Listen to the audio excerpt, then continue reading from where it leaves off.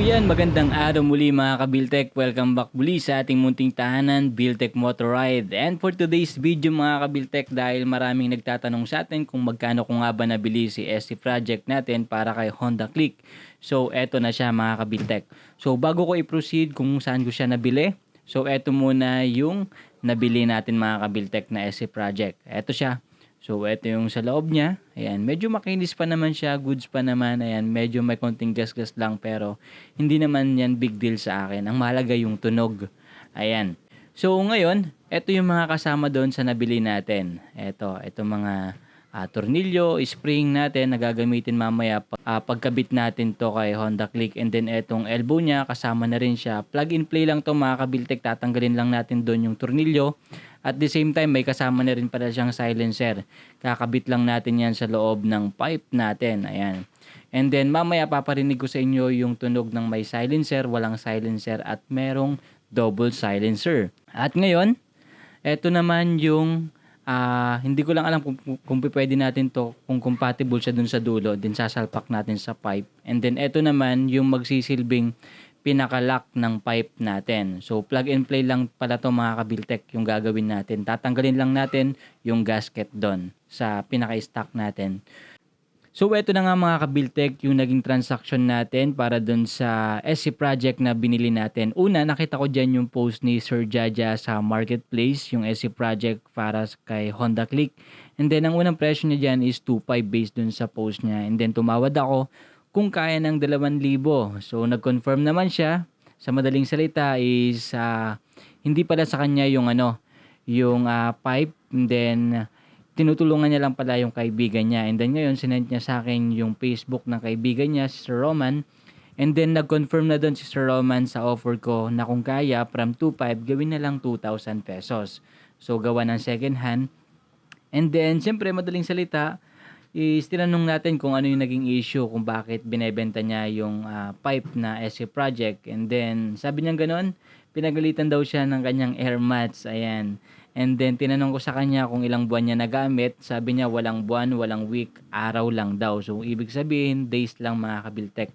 So, mukhang okay naman yung naging transaction namin, yung pag-uusap namin. So, hindi na ako nagdalawang isip, nagtiwala na lang ako sa kanila, kay Sir Jaja and kay Sir Roman. So, shout out sa inyo mga sir. And then, pinadeliver ko na yung pinaka-SC Project natin para makabit natin na sa motor natin na Honda Click. So, yan. Ayan. At kung mapapansin nyo dito, from Pasig pa mga kabiltek, manggagaling yung SC Project natin. Ayan, dyan siya. And then, ito naman yung nagdi-deliver na. Ito, yung may truck dyan na orange. And then, di-deliver yan dito sa Paranaque. At ito na nga, nung dumating na yung SC Project natin, hindi na ako nagdalawang isip. Naligo kaagad ako, tapos nung na-deliver ko na yung printer, binigyan na sa akin yung bayad, which is ayun yung ginamit natin para pambili natin ng SC Project. Dali-dali na ako dito. And then, para safe tayo mga kabiltek, gamit tayo ng helmet. Ayan, medyo malayo konti. And then, ito na nga mga kabiltek. Ayan, konting slide lang ng camera natin para documented itong ginagawa natin. At sinakay ko na ang ating SC Project sa Honda Click natin. At ito na nga, kung maririnig nyo, ito yung tunog ng Honda Click natin. Medyo tahimik pa siya. And then mamaya konti mga kabiltek, mag-iingay na ang ating motor na Honda Click. So in 1, 2, 3, let's go mga kabiltek. Pakabit natin ang ating SC Project na nabili para kay Honda Click natin.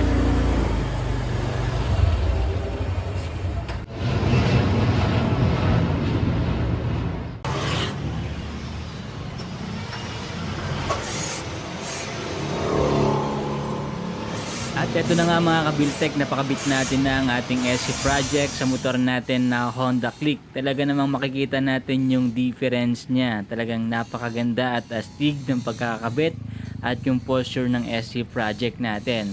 At yung timbang niya mga kabiltek, talagang siguro nasa 1 kilo lang itong mahigit. At yung tinanggal naman natin mga kabiltek ay talagang napakabigat, parang nasa 3 or 4 kilos mga kabiltek. So ngayon, sound test naman tayo mga kabiltek sa SC Project natin. Ayan, ito siya mga kabiltek.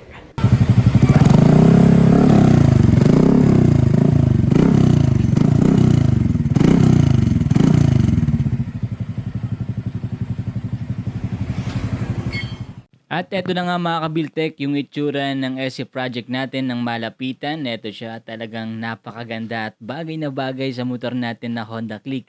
At ngayon naman mga kabiltek, gusto ko naman iparinig sa inyo ngayon yung tunog ng SC project natin na walang silencer, single silencer, double silencer, at yung elbow lang mga kabiltek. Let's go! So eto naman yung tunog ng walang silencer mga kabiltek.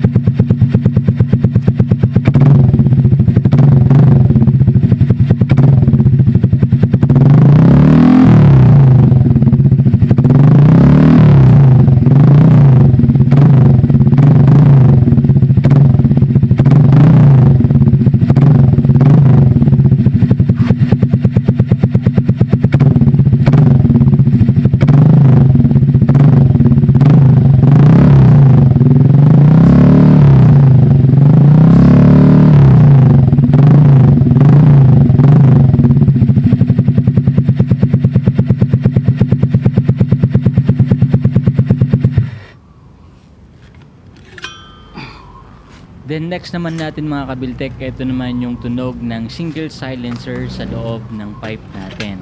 Ayan. Pakinggan nyo mabuti mga kabiltek.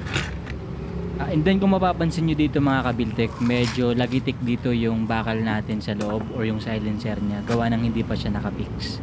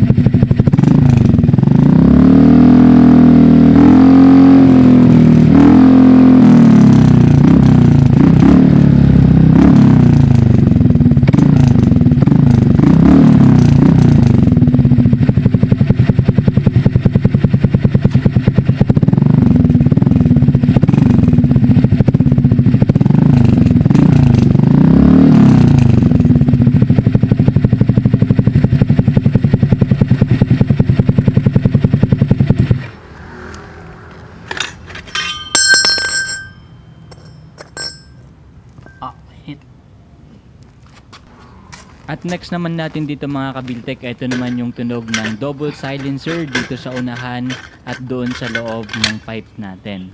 So ito yung tunog niya mga kabiltek.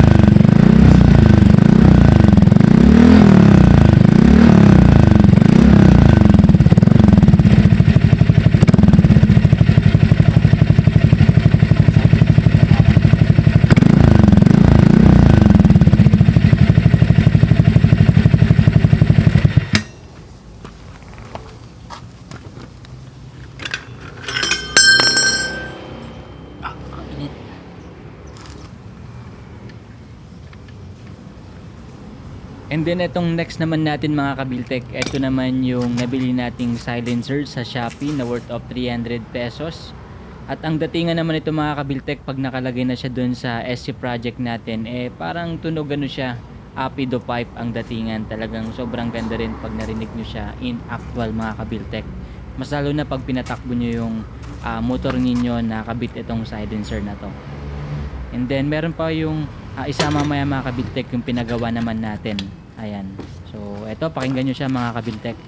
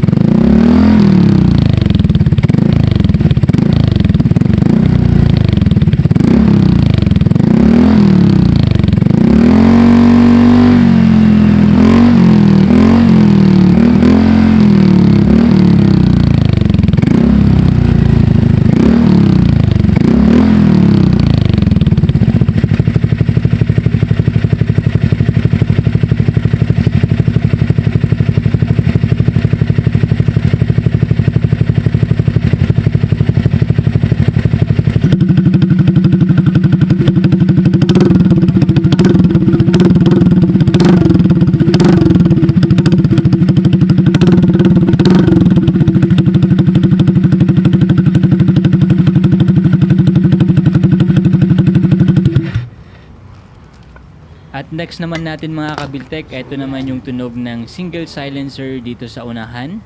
Tinanggal natin na yung silencer niyan sa loob ng pipe natin. At ito pala mga kabiltek yung pinagawa natin na silencer. Ayan siya.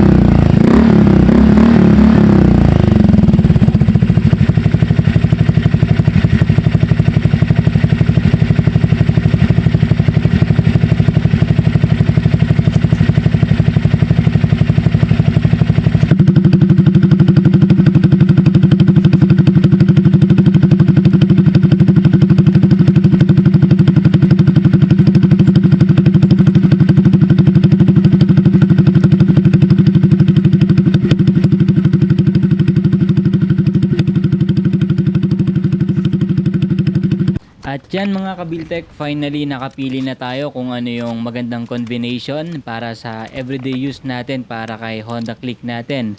At ang napili natin dito mga kabiltek, ayan, may dumana naman na aeroplano. Ayan, asahan nyo na yan lagi mga kabiltek dito sa vlog natin. Eto na nga, ang combination na gagamitin natin is yung silencer sa loob ng pipe natin ng SE Project na included na yan dun sa binili natin. At etong pinasadya natin na pinagawa na silencer dito sa labas. Ayan. Para hindi siya ganun kaingay. Yun lang mga kabiltek. Maraming salamat. Ride safe tayo lagi mga kabiltek. Huwag kakalimutan din mga kabiltek. Please don't forget to subscribe na rin sa munting tahanan natin. Thank you.